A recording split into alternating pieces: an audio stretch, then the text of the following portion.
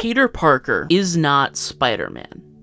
I mean, of course he is. Peter Parker is the person who puts on the mask. He's the one with the superpowers, the one who always saves New York from the clutches of those who wish to do it harm.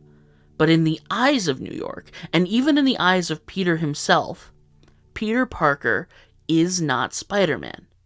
So let's clarify things. Throughout every iteration of the webhead, and especially in Spider-Man PS4, Peter Parker lives a double life, always struggling to balance his responsibility to the city with his personal goals and happiness. Sometimes it messes up his schoolwork, his job, his love life, his friendships. Practically every element of his life is affected by putting on that mask.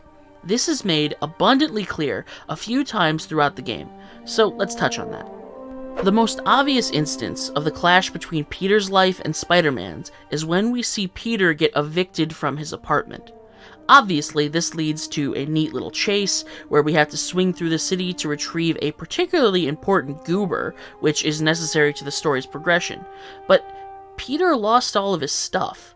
Now he has to sleep on a couch at his aunt's homeless shelter feast. That's really rough, and it all could have been avoided if he wasn't so busy being Spider-Man.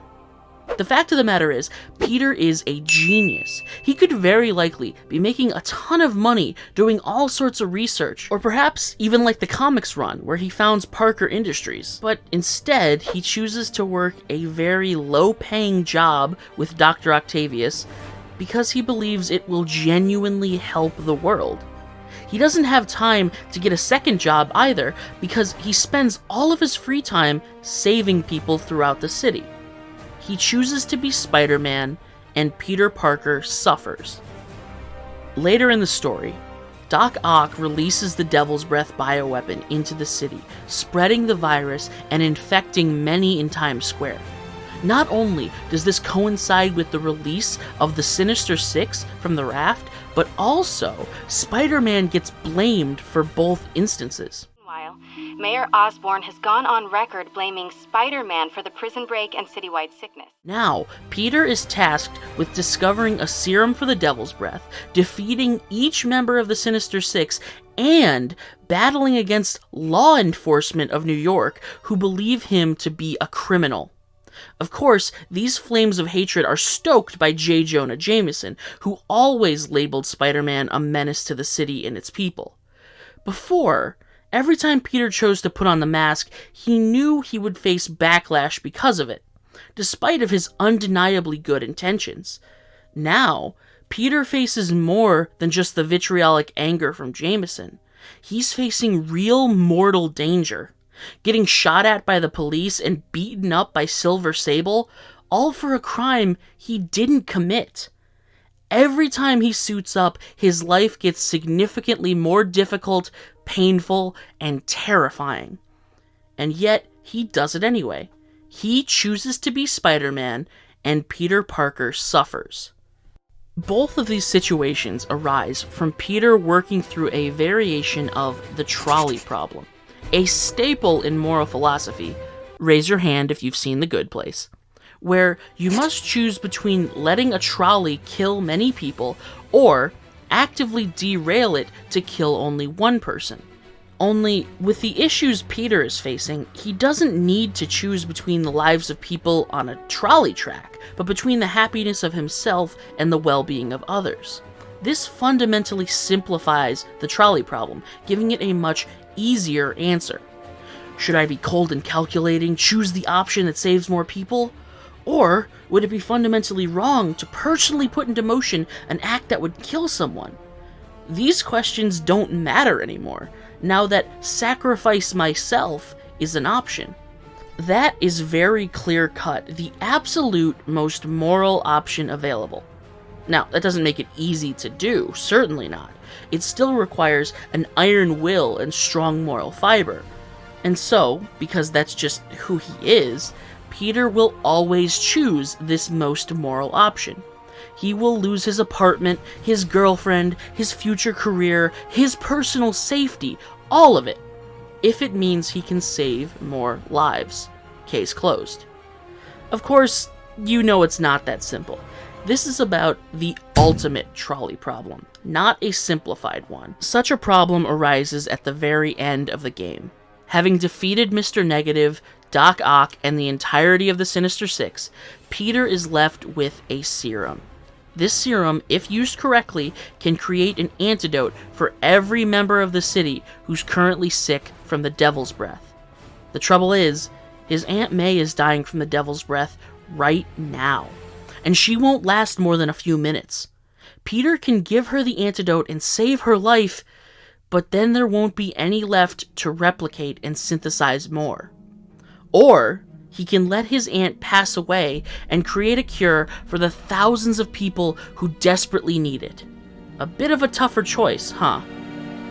With the original trolley problem, the trouble arises because you have to choose between optimizing how many people die and considering whether it's wrong to commit an innocent person to die.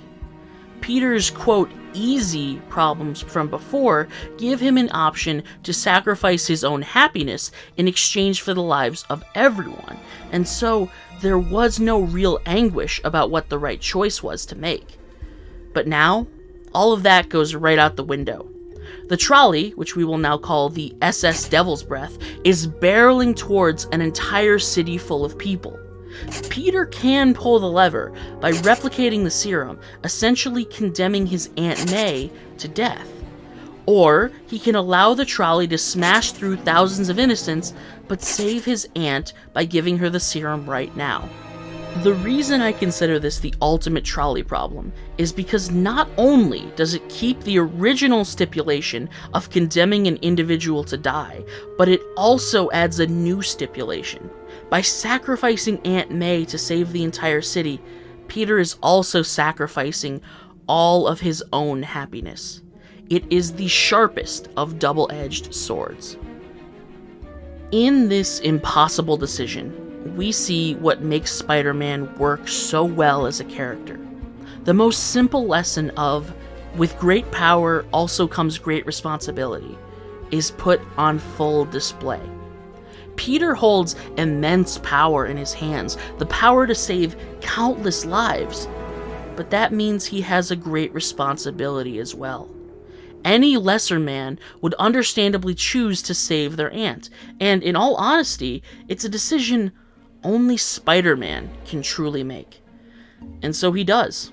We see him struggle for a moment, fighting internally as his hands shake, about to plug the serum into May's IV, but he stops himself. He makes the selfless decision, sacrificing his aunt and all of his happiness for the greater good. He chooses to be Spider-Man, and Peter Parker suffers because of it. This is what I mean when I say Peter Parker is not Spider-Man. Spider-Man is an ideal, a moral standard that Peter holds himself to. It's a choice he must make every time he puts on the mask, every time he senses danger, every time he sees someone preying on the weak. Being Spider-Man is a choice.